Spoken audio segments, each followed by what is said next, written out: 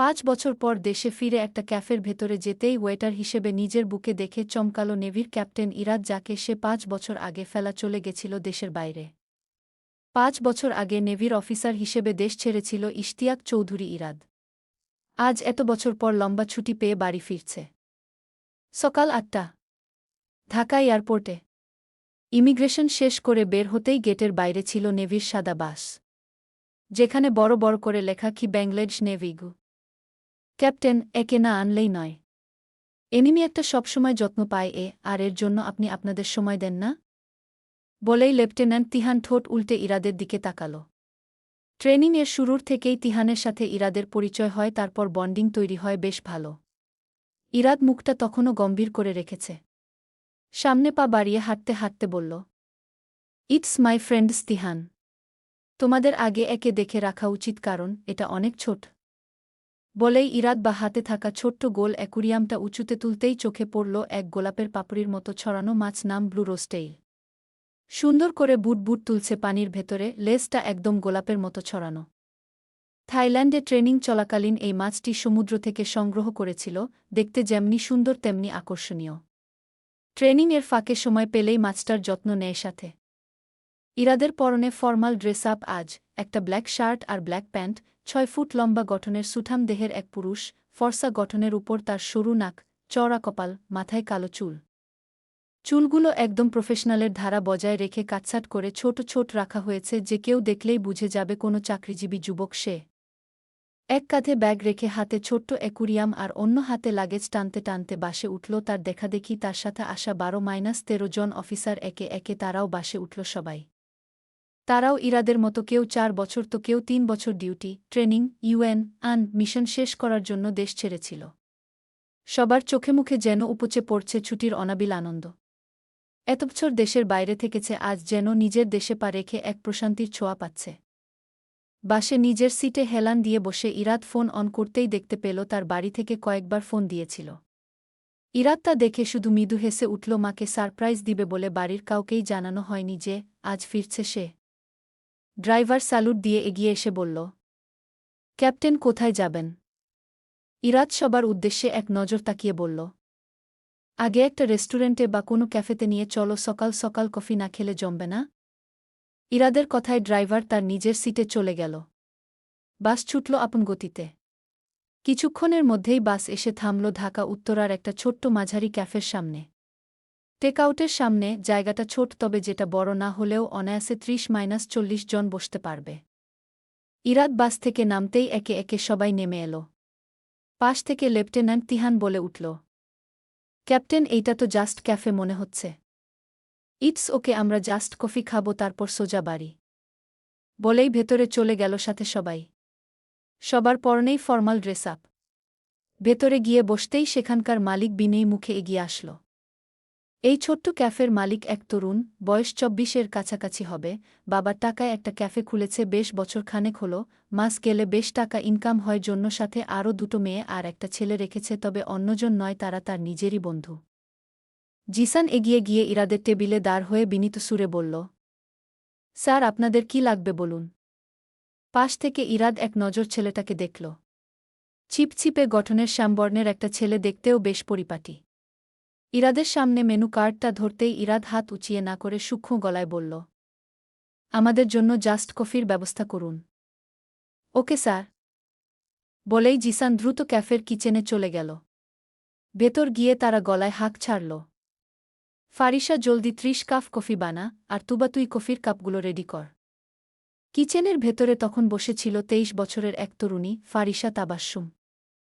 কোলে তার 4 বছর 3 মাসের বাচ্চা ছেলে বসেছিল, তার পরনে একটা পুরনো সাদা গেঞ্জি আর হাফ প্যান্ট, তবে দেখতে যেন একদম রাজপুত্রের মতো সুন্দর। আর অপর সাইডে বসেছিল তুবা, যে ফারিসার সমবয়সী, আর তার পাশে বসে আছে জাহিদ, সে আর জিসান একই বয়সীর। সকাল সকাল সাধারণত কোনো কাস্টমার আসে না, তাই তারা আড্ডা জমিয়েছিল প্রতিদিনের মতোই, কিন্তু এই প্রথম এত সকালে কাস্টমার এলো, তার উপর আবার 30 জন। দ্রুত ব্যস্ত হয়ে ফারিসা উঠে দাঁড়াল। ছেলেকে কোল থেকে নামিয়ে দাঁড় করিয়ে কোমর অবধি চুলগুলো হাত দিয়ে পেঁচিয়ে খোপা করে নিল। তারপর ছেলেকে সামনে বসে থাকা জাহিদের দিকে ধরে বলল, জাহিদ, তুই ওকে নে তো, একটু ছেড়ে দিস না কিন্তু, নয়তো অকাম করবে। জাহিদ মুচকি হেসে বাচ্চাটাকে কোলে তুলে নিল। জাহিদের কোলে উঠেই ছোট্ট ইয়াস আধো আধো সুরে বলে উঠল, মা কাজ করবে বলেই ফোকলা দাঁতে হা করে তাকিয়ে রইল জাহিদের মুখ পানে। জাহিদ ইয়াসের তাকানো দেখে হেসে উঠল আর বলল, জি স্যার, আপনার মা কাজ করবে। আপনি একটু লক্ষ্মী ছেলের মতো চুপটি করে থাকেন তো। চলুন দেখে আসি বাইরে কারা এলো। জাহিদ ইয়াসকে নিয়ে ক্যাফের মূল অংশে আসতেই দেখল ৫-৬টা টেবিল জুড়ে এক ঝাঁক তরুণ বসে আছে। সবার চুলের ছাট, চেহারা গঠন দেখেই বোঝা যাচ্ছে কোনো চাকরিজীবী তরুণ হয়তো তারা। ঘাড় বাঁকাতেই কাচের দেওয়াল ভেদ করে বাইরে তাদের নেভির চেনা বাসটা দেখতেই বুঝতে পারল এরা সব নেভির লোক। ইরাদ আর তিহান যখন নিজেদের গল্পে মজে উঠল হঠাৎই তিহানের চোখ গেল কিছুটা দূরে দাঁড়ালো জাহিদ আর তার কোলে থাকা বাচ্চাটার উপরে। ফর্সা গঠনের সুন্দর বাচ্চা দেখে তিহান প্রফুল্ল সুরে বলল, বাচ্চাটা কি সুন্দর দেখুন ক্যাপ্টেন। তিহানের কথা শুনে ইরাদ ও সেদিকে তাকাল। তাকানো মাত্রই তার দৃষ্টি যেন ক্ষণিকের জন্য স্থির হল, বুকের মধ্যে কেমন যেন হঠাৎ চড়ক দিয়ে উঠল। ফর্সা গোলগাল একটা বাচ্চা, যার চুলের স্টাইল, চোখের চাহনি হুবহু যেন নিজের মতো মনে হচ্ছে। এর মাঝেই ইরাদের ব্যাঘাত ঘটল তিহানের কথায়। ব্যাঘাত ঘটতেই ইরাদ হাত দুটো মুষ্টিবদ্ধ করে নিল এমন ভাবনার জন্য। তিহান হাত তুলে জাহিদকে ডেকে বলল, এই যে ভাইয়া, একটু এদিকে আসবেন। অচেনা এক ছেলের ডাকে জিহাদ এগিয়ে আসতেই তিহান বাচ্চাটার দিকে হাত বাড়িয়ে বলল, ওকে কি একটু কোলে নিতে পারি? এটা কি আপনার ছেলে? জাহিদ ইয়াসকে তিহানের কোলে দিয়ে হেসে বলল, না স্যার, এটা আমার বান্ধবীর ছেলে। তিহানের কোলে গিয়ে ইয়াস বড় বড় চোখ করে ওর মুখের দিকে তাকাল। তারপর আদো আদো গলায় জিজ্ঞেস করল, তুমি কে? পাশ থেকে ইরাদ কৌতূহল সামলাতে না পেরে বাচ্চাটার গাল টিপে নরম গলায় বলল, তোমার নাম কি বাবু? ইয়াস এবার ইরাদের দিকে তাকাল। ছোট ছোট চোখখানা অজান্তেই যেন চিকচিক করে উঠল, প্রশস্ত হল তার ছোট্ট ঠোঁট জোড়া। কয়েক সেকেন্ডের জন্য ছেলেটা তাকিয়ে থেকে হুট করেই হাত বাড়াল ইরাদের কোলে উঠার জন্য। তা দেখে তিহান ফিক করে হেসে বলল, ক্যাপ্টেন, ও তো আপনাকেই পছন্দ করে ফেলেছে। নিন, এবার একটু কোলে তুলুন। ইরাদ ইয়াসকে কোলে নিতেই ইয়াস খুশিতে হাততালি দিয়ে বলে উঠল, তুমি তো খুব ভালো। বাচ্চাটার কথা শুনে ইরাদের ঠোঁটের কোণে মৃদু হাসি ফুটে উঠল। বাচ্চাটার থুতুনি ধরে জিজ্ঞেস করল, নাম কি তোমার? ইয়াত। ইরাদ কিছুটা ভ্রু কুঁচকে তাকাতেই জাহিদ পাশ থেকে হেসে বলে উঠল, আরে ও আসলে ইয়াস বলেছে। খালি তোতলায় তো তাই এমন শোনাচ্ছে। ইরাদ ইয়াসের মাথায় হাত বুলিয়ে বলল, বাচ্চা মানুষ বড় হলে ঠিক হয়ে যাবে। বয়স কত ওর? এই তো প্রায় 4.5 বছর হবে হয়তো। এতক্ষণে তিহান গভীর মনোযোগ নিয়ে ইরাদ আর ইয়াসকে দেখছিল। দুজনের কথার মাঝেই ইরাদকে বলে উঠল তিহান, ক্যাপ্টেন, একটা জিনিস খেয়াল করেছেন? বাচ্চাটার মুখের আদল আর চোখের গঠন কিন্তু হুবহু আপনার মতো দেখতে। ইরাদ এবার সরু চোখ করে বাচ্চাটার মুখের দিকে তাকাল। ঠিক তখনই জিসান আর ফারিসা দুজন দুটো বড় বড় ট্রেতে করে কফি নিয়ে হাজির হল। ফারিসা সোজা ইরাদের টেবিলের উপর ট্রেটা রাখল। তারপর একে একে সবাইকে দিতে শুরু করল কফির কাপ। কফির কাপটা ইরাদের সামনে ধরতেই আচমকা ইরাদের মুখ দেখে সাথে সাথে হাত দুটো থেমে গেল। হাসি মুখ মুহূর্তেই ভয়ে পরিণত হল, ফারিসা যেন ভয়ের তোপে জমে গেল। ইরাদও কফির কাপটা নিতে গিয়ে থমকাল। সামনে থাকা মেয়েটাকে দেখে যেন ভেতরের সমস্ত অতীত এসে হানা দিল এক নিমিষেই। দীর্ঘ 5 বছর পর নিজের স্ত্রীকে এভাবে ক্যাফেতে ওয়েটারের পোশাকে দেখবে, তা সে স্বপ্নেও ভাবেনি। তার উপর আবার ঢাকা শহরে। যে মেয়ে একদিন বেকারত্বের অজুহাতে তাকে আবলীলায় ছুঁড়ে ফেলেছিল, সে আজ এখানে। তাকে দেখে ইরাদের চোখমুখ মুহূর্তের মাঝেই শক্ত হয়ে উঠল রাগে আর ক্ষোভে। অন্যদিকে ইরাদের কোলে নিজের ছেলেকে দেখে বুকের ভেতরটা কেঁপে উঠল অজানা ভয়ে। ফারিসা আর এক মুহূর্ত দেরি না করে ট্রেটা টেবিলের উপর রেখে, প্রায় ছিনিয়ে নেওয়ার মতো করে ইয়াসকে তার কোল থেকে নিজের কোলে নিয়ে হনহনিয়ে কিচেনের দিকে চলে গেল। টেবিলে বসা বাকি সব জুনিয়র অফিসাররা সহ জিহাদ এই অদ্ভুত কাণ্ড দেখে হা হয়ে রইল। কেউ কিছু বুঝতে পারল না। কিন্তু ইরাদ ততক্ষণে রাগে নাকের পাতা ফুলিয়ে কফির কাপ একটু শক্ত করে চেপে ধরে টেবিলে রাখল কিছুটা শব্দ করে। তারপর চেয়ার ছেড়ে উঠে দাঁড়িয়ে সোজা কিচেনের দিকে পা বাড়াল। পিছন থেকে জাহিদ আর তিহান কিছু বললেও কানে করল না। ফারিসা ছেলেকে বুকে জড়িয়ে ধরে কিচেনের এক কোণায় দেওয়ালের সাথে ঠেস দিয়ে দাঁড়িয়ে রইল, ভয়ে যেন তার শরীর কাঁপছিল। ছেলেকে বুকের সাথে আষ্টেপৃষ্ঠে জড়িয়ে রাখল। ঠিক তখনই পেছন থেকে ভেসে এলো এক রাশভারী, গম্ভীর আর চেনা কণ্ঠস্বর। তুমি এখানে কেন? আর তোমার কোলে ওটা কে? ফারিসা। এতগুলো বছর বাদে মানুষটার সাথে আবার দেখা হবে তা ফারিসা কল্পনাও করেনি। ৫ বছর আগে ঘটে যাওয়া ঘটনা কেবল তার জীবনের এক অভিশাপ ছাড়া কিছুই নয়। মাথা নত করে রইল, বুকে আঁকড়ে ধরে রাখল নিজের ছেলের মাথা, এই ছাড়লেই বুঝি ছিনিয়ে দিবে। এতটা শক্ত করে ধরল যেন কেউ ছিনিয়ে না নেয়। ফারিসার এমন আচরণ ইরাদের নজরে ঠিকই পড়ল। তার জীবন বলতে সেই ইয়াসই একমাত্র আশা, যার সাথে পুরো জীবন পার করার অঙ্গীকার হয়েছে তার যেন। ফারিসার জাতকুল বলতে কেই বা আছে আর? না আছে মা, না আছে বাবা, আর না আছে আত্মীয়। যারা ছিল তারা কেবল তার সর্বনাশের এক সাক্ষী, কেবল, শুধু সাক্ষী বললে কম হবে, শত্রুপক্ষ ছিল। সামনে থাকা মানুষটাকে রেখে রীতিমতো কাঁপুনি শুরু হয়েছে তার বুকের ভেতরে। ইয়াস মাথা নাড়াতে না পেরে চোখ কিছুটা বাঁকিয়ে পিছনে দেখল। ফারিসা বাচ্চাটাকে? ইরাদের দৃষ্টি কঠোর, যেন এই সব কিছু ভতর্ষ করে ফেলবে সেই চোখ দিয়ে। রাগে কপালের রগগুলো ফুলে উঠল, দুহাতের নীল রগগুলো ফুলে উঠেছে, যা তার শার্টের হাতা গোটানো থাকায় পুরো দৃশ্যমান যেন। কপাল কুঁচকে তাকিয়ে রইল ফারিসার মুখ পানে। ফারিসা ইরাদের দিকে এবার তাকালো, কিছুটা কম্পিত গলায় বলে উঠল, এইটা মা সন্তান? বাচ্চাটা কার? এসব জেনে আপনার কি কাজ চৌধুরী সাহেব? ইরাদ তার প্রশস্ত কাঁধ ঝাঁকিয়ে ব্যঙ্গ হেসে উঠল ফারিসার কম্পিত গলা শুনে। পকেটে দুহাত গুজে শক্ত গলায় জিজ্ঞেস করল, তা ভয় পাওয়ার কারণটা কি? বাচ্চাটার বাবাকে? ফারিসা। ফারিসার হাত আরও শক্ত হল। ছেলেকে আষ্টেপৃষ্ঠে জড়িয়ে ধরে বলল, তা আপনার জেনে কি হবে? ইরাদ ফের কিছু বলতে যাবে তার আগেই এক অচেনা পুরুষের কণ্ঠ শুনে থেমে গেল। আমার ইয়াস বাবা কই রে? বলেই জিসান কিচেনের ভেতরে প্রবেশ করল। ইরাদকে দেখেও না দেখার ভান করে সোজা ফারিসার থেকে ইয়াসকে নিজের কোলে নিয়ে সামনে ঘুরে বলল, স্যার আপনি এখানে কেন? আপনার এখানে আসা উচিত হয়নি, প্লিজ ভেতরে যান। ইরাদ লালিত চোখে তাকালো জিসানের দিকে, কিন্তু জিসান ভয় পেল না, বরং শীতল চাহনি নিক্ষেপ করল সে। ইরাদ চোখ ঘুরিয়ে ফারিসার দিকে তাকিয়ে দাঁতে দাঁত চেপে ফারিসাকে বলল, তোদের মতো মেয়েরা আসলে 2 ঘাটের পানি খেয়ে বেড়ায়। স্বার্থপর একটা মেয়ে।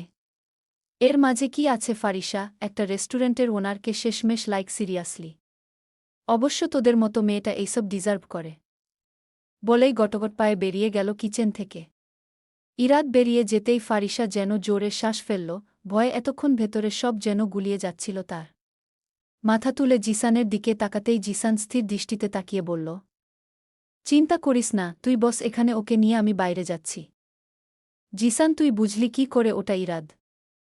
জিসান ক্ষীণ হাসল আর বলল, তোর বাড়িতে ছবি আছে ওনার, একবার দেখেছিলাম। বলেই আর দাঁড়াল না, ইয়াসকে ফারিসার কোলে দিয়ে বেরিয়ে গেল। জিসান চলে যেতেই ফারিসা নিঃশব্দে কেঁদে উঠল। ইয়াস মায়ের মুখের দিকে মাথা উঁচিয়ে তাকালো আর বলল, মা তুমি কাঁদছ কেন? ফারিসা টলমল চোখ নিয়ে তাকালো ছেলের মুখ পানে, ছেলের কপালে একটা চুমু এঁকে বলল, কয় বাবা কাঁদছি না তো। তুমি কি বাসায় যাবে বাবা? ইয়াস মাথা দুলিয়ে না বলল আর আদো আদো সুরে বলল, মা ওটাতে কে? দুষ্টু কি আমাল আমার মতো? পচা লোক। ফারিসা ছেলের আদো কণ্ঠস্বর শুনে কিছুটা হেসে উঠল আর বলল, না বাবা, ওটা পচা লোক না, ওটা ভালো লোক, তোমার বা। বাকি কথা বলার আগেই থেমে গেল, আর বলতে পারল না। সে ছেলের মুখ পানে তাকিয়ে রইল শুধু। যার কোনো অস্তিত্ব নেই তার জীবনে, তার পরিচয় দিয়ে একটা শিশুকে আশা না দেওয়াই ভালো। গত 4টে বছর কষ্ট করে বুকে আগলে রেখেছে, মানুষ করেছে একা হাতে এতগুলো বছর, সে ঠিকই পারবে তাকে মানুষ করতে বাকি জীবন। বাবার পরিচয় নাই বা পেল সে? ছেলের মাথার চুলগুলো সুন্দর করে বিলি কেটে বলে উঠল, আজ আর এখানে থাকব না, চলো আমরা বাড়ি গিয়ে রান্না করি, তুমি কি খাবে আজ? ইয়াস মায়ের কথায় ড্যাব ড্যাব করে তাকালো মায়ের দিকে, অতঃপর চকচকে দাঁতগুলো বের ঠোঁট প্রশস্ত করে বলে উঠল, ডিম। ছেলের কথায় ফারিসা ফিক করে হেসে উঠল আর বলল, আচ্ছা চলো তোমায় আজ ডিম রান্না করে দিব। বলেই ব্যাগ গোছাতে লাগল। ইরাদ কিচেন থেকে বাইরে বেরিয়ে সোজা গটগট পায়ে গেটের দিকে যেতে যেতে হুঙ্কার দিয়ে বলল, তিহান বিল পে করে উঠে এসো সবাই দ্রুত বলেই বেরিয়ে গেল ক্যাফে থেকে। তা দেখে তিহান সহ বাকি সবাই কিছুটা হতভম্ব হলেও তিহান উঠে সবাইকে বলল, দ্রুত বের হও সবাই। তিহান হুকুম জারি করতেই সবাই একে একে বেরিয়ে যেতে লাগলে জিসান বাইরে আসতেই তিহান বিল দিয়ে বেরিয়ে যায়। তাদের যাওয়া এক নজর কাচের বাইরে নজর বুলিয়ে দেখল, তারপর জিসান সোজা কিচেনে যেতেই দেখল ফারিসা ব্যাগ গোছাচ্ছে চলে যাওয়ার জন্য। জিসান পরনের এপ্রন খুলতে খুলতে বলল, চলে যাচ্ছিস? পাশে এসে দাঁড় হল জাহিদ আর তুবা। কেউ কিছু বলল না। তুবা ইয়াসকে কোলে নিয়ে বলল, আর একটু থাক, যাচ্ছিস কেন? ফারিসা ব্যাগ কাঁধে নিয়ে তুবার থেকে ইয়াসকে নিচে নামিয়ে ইয়াসের হাত ধরে বলল, চিন্তা করিস না, কাল সময়মতো আবার আসব। তোরা ভার্সিটি গেলে যা, আমি যাব না আজ। সবাইকে বলতেই জিসান পাশ থেকে শান্ত গলায় বলল, কেন ভার্সিটি আসবি না? ইয়াসকে নিয়ে আয়, আমি আছি তো। ফারিসা ছেলের মাথায় হাত বুলিয়ে শীতল কণ্ঠে বলল, থ্যাঙ্কস জিসান, কিন্তু আজ যেতে মন চাইছে না। আজ আমি আর ইয়াস বাড়িতেই থাকব। তুবা, তুই কাজ শেষে আরামে আছিস। তুবাকে বলেই বেরিয়ে গেল। তুবা আর জিহাদ মুখ চাওয়াচাওয়ি করলে জিসান ইশারায় চুপ করতে বলে। তাদের সাথে আসা গেট অবধি এগিয়ে দিয়ে আসতে গেল জিসান। সেই দিকে এক নজর বুলিয়ে জিহাদ চাপা স্বরে ফিসফিসিয়ে বলল, কিছুক্ষণ আগে যারা এসেছিল তাদের মধ্যে একজন হয়তো ফারিসাকে চিনে কিচেনে এসেছিল, তবে দুজনের মাঝে কি হয়েছে জানি না। তুবা তা শুনে বড় বড় চোখ করে তাকালো আর বলল, কি বলিস, কে ছিল ওটা? দেখতে কেমন? জিহাদ মাথা চুলকে সবকিছু বলতেই তুবার মুখ কিছুটা গম্ভীর হল। চৌধুরী প্যালেস। বিশাল জায়গা জুড়ে চৌধুরী ম্যানশন বাড়ি। উত্তরা সেক্টর 12 এর বিশাল গেইটের সামনে এসে বাস থামতেই ইরাদ নেমে পড়ল। ইরাদ নামতেই বাস চলল তাদের নিজ নিজ গন্তব্যে। ইরাদ লাগেজটা নিয়ে সামনে গেইট খুলে ভেতরে ঢুকতেই গেইট দারোয়ান এসে তারা গলায় বলল, কে আপনি স্যার? ভেতরে যাচ্ছেন কেন? ইরাদের পা থেমে গেল। ঘাড় বাঁকিয়ে পাশ ঘুরতেই লোকটি সজাগ হল। উৎফুল্ল কণ্ঠে বলল, আরে স্যার, আপনি ইরাদ স্যার না? ইরাদ সূক্ষ্ম ঠোঁট বাঁকিয়ে ছোট্ট উত্তর দিল, জি। কেমন আছেন আপনি? লোকটি মাথা নাড়িয়ে বলল, জি আমি ভালো আছি বাপ। বাড়ির সবাই তো বাসার পিছনে সকাল সকাল আজ চায়ের আড্ডা বসাইছে, আপনি আসবেন ওরা জানে না স্যার? না, বলে আসিনি। বলেই সোজা হাঁটতে শুরু করলে লোকটি ফের ডেকে বসল, স্যার ব্যাগটা আমার কাছে দেন। আপনার ডিউটি করুন, আমি পারব যেতে। বলেই ইরাদ সোজা হাঁটতে শুরু করল। লোকটিও আর এগোল না, নিজের কাজে মনোযোগ দিল। বাড়ির মাঝে পাকা রাস্তা করা আর দুঃখ পাশে সুন্দর করে বাগান করা, সবুজ ঘাস ছোট ছোট। বাম সাইডের বাগান জুড়ে ফুল, ফল আরও নানান পাতাবাহারের গাছ এসবের চাষ করা হয়। বড় বড় ফলের গাছ হওয়ায় ছায়া আর বাতাসে ভরপুর থাকে পুরো বাগানটায়। আর ডান সাইডে এক পাশে সুন্দর করে বসার জন্য বেঞ্চ বসানো আছে কয়েকটা। আর বাসায় কোনো প্রোগ্রাম বা কোনো উৎসব লাগলেই এই সাইডটায় সবাই করে সাথে খেলার জন্যও দারুণ জায়গা। বাড়ির পিছন সাইডেও বড় বড় গাছপালা, সেখানেও বসার জায়গা করা আছে। ইরাদের যখন 15 বছর বয়স তখনই তার বাবা ইমদাদুল চৌধুরী এই বাড়িটা করে। এ বাড়িতে সদস্য হবে বেশ জন হবে। ইরাদের বাবা 2 ভাই, ইমদাদুল চৌধুরী ইরাদের বাবায় বড় আর ছোট তারেক চৌধুরী। 2 ভাই মিলেই থাকে এ বাড়িতে। ইরাদ সোজা বাড়ির সামনে চলে গেল। দোতলা বিশিষ্ট বড় মাপের বাড়ি, প্রায় কয় কাঠার উপরে বাড়িটা করা হয়েছে তার জানা নেই, কিন্তু বাড়িটা দেখার মতো সুন্দর। সদর দরজা পেরিয়ে ভেতরে যেতেই বিশাল লিভিং রুম, সেখানে গিয়ে সোজা সোফায় বসল। পাশের ছোট্ট টেবিলের উপর অ্যাকুরিয়ামটা রেখে গা এলিয়ে দিল সোফায়। কারোর উপস্থিতি টের পেয়ে বাড়ির কিচেন থেকে কাজের মেয়ে বেরিয়ে এসে বলল, এই কে আপনি? বলা নেই শোনা নেই, কলিং বেল না বাজিয়েই ভেতরে ঢুকছেন। ইরাদ মাথা তুলে এক নজর তাকালো মেয়েটার দিকে। অল্পবয়সী হবে মেয়েটা, শ্যামবর্ণের দেখতে। ইরাদের তাকানো দেখে মেয়েটা ফের কোমরে হাত দিয়ে কটমটিয়ে বলল, খারান ম্যাডাম রে ডাকি আগে। আপনি কে? ইরাদের শীতল কণ্ঠে শিউলি এবার বাঁকা চোখে তাকালো ইরাদের দিকে, তারপর হুট করেই চিৎকার দিয়ে উঠল যেন বাড়িসহ কাঁপিয়ে তুলল, ম্যাডাম গো, বাড়িতে চোর ঢুকছে, তাড়াতাড়ি আসেন। এত জোরে চিৎকার দেওয়ায় ইরাদ রাগে দোকান চেপে ধরল। বিরক্তিতে চোখমুখ খিচড়ে উঠে সামনে তাকালো। ইরাদের গরম চোখ পাকানো দেখে শিউলি মুখ বাঁকাল। এর মধ্যেই পিছন গেইট দিয়ে ভেতরে হুড়মুড়িয়ে ঢুকল সব। সাপ্তাহিক ছুটি থাকায় আজ ইমদাদুল আর তারেক বাড়িতেই ছিল, তারাও ভেতরে এলো। সাথে এলো ইরাদের মা, ইরাদের ছোট ভাই ইভান চৌধুরী। ইভান এবার অনার্স 3 বর্ষে। তারেক চৌধুরীর ছোট মেয়ে সাবাহ চৌধুরীও এগিয়ে আসল। তারেক চৌধুরীর 2 মেয়ে, বড় মেয়ে তমা চৌধুরী এবার অনার্স ফাইনাল ইয়ারে আর ছোট মেয়ে সাবাহ চৌধুরী এবার ইন্টার সেকেন্ড ইয়ারে। তমা আর তার মা সুমানা চৌধুরী ওপরের ছাদে ছিল, শিউলির ডাকে তারাও নেমে এল। ইরাদের মা ইভা চৌধুরী ভেতরে ঢুকতেই সোফায় বসে থাকা ছেলেকে দেখে হতভম্ব হয়ে দাঁড়িয়ে রইল। পেছন থেকে ইরাদের দাদি আয়েশা চৌধুরী ভেতরে আসতেই ইরাদকে দেখে তার যেন মুখে লম্বা হাসিরেখা ফুটে উঠল। ইরাদের দাদির বয়স কমপক্ষে 70 উপরে হবে, তবুও তার গঠন আর ভাব দেখলে কেউ বুঝতেই পারবে না এত বয়স তার। এগিয়ে আসতেই ইরাদ উঠে এসে দাদির হাত ধরে বলল, কেমন আছো দিদা? আমি তো ভীষণ ভালো আছি। তা হঠাৎ করে আয়লা যে বললা না কেন আমাদের? সারপ্রাইজ দিব বলেই মায়ের কাছে এগিয়ে গেল। মাকে মাথা নিচু করে থাকতে দেখে ইরাদ কিছুটা নিচু হয়ে ঝুঁকে আসতেই ইভার যেন বাঁধ ভাঙল। হাউমাউ করে কেঁদে উঠলে ইরাদ জড়িয়ে ধরল মাকে আর বলল, আমি চলে এসেছি আম্মু, কেঁদো না আর। তোমার ছেলে এখন বাংলাদেশেই থাকবে আর তোমাকে জ্বালাবে শুধু। ইরাদের কথা শুনে তার দাদি তাদের দুজনের দিকে তাকিয়েই বলে উঠল, তাহলে তো ভালোই হইল, এবার বিয়ের ব্যবস্থা করতে হবে।